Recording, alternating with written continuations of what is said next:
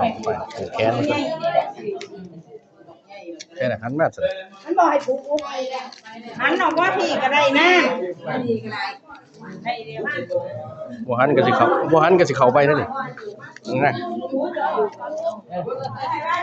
ได้ก่อน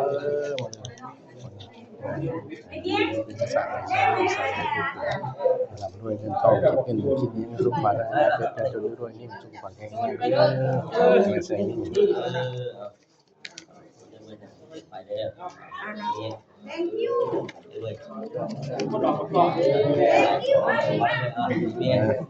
แขน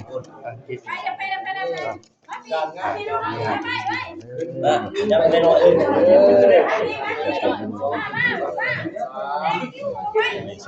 ไม่เอาดิ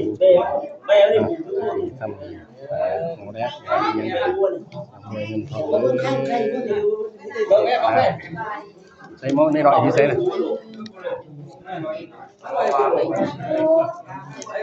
ไอ้ผมได้รอเองอ่ะหม้อในหน่อยไปใส่เลยลูกชายไปใส่เลย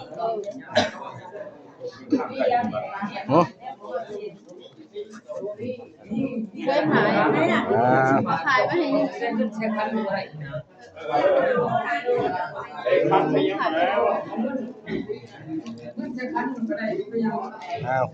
คุก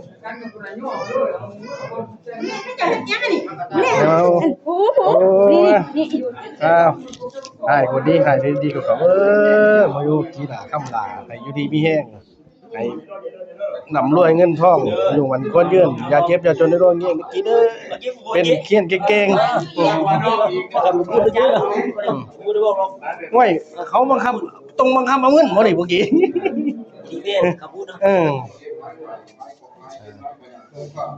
เอาไหนวงผูกเนี่ย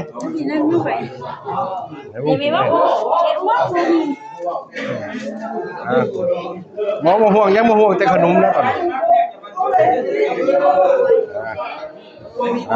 เป็นประเพณีของคนลาวสาวพุทธพอต้องแขนให้คือดีมีแห้งให้ทำด้วย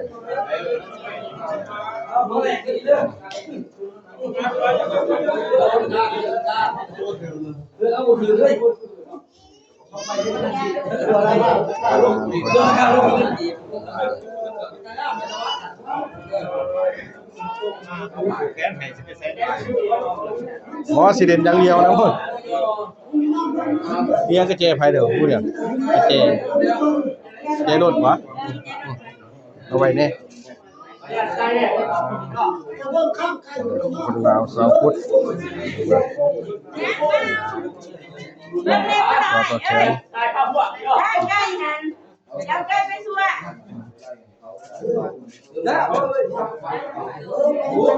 ประเพณีคนลาวสาวพุทธต่อแขนมันในคุกมันเยื่อไอ้ยุ่งนี่แห้งเป็นความเชื่อของคนลาวสาวพุทธมาจากเงื่อนเสียต่อแขน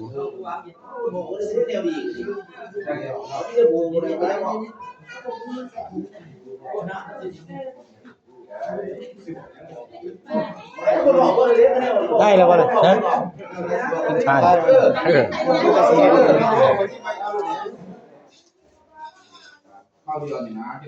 อเคประเพณีของคนลาวสาวพุทธ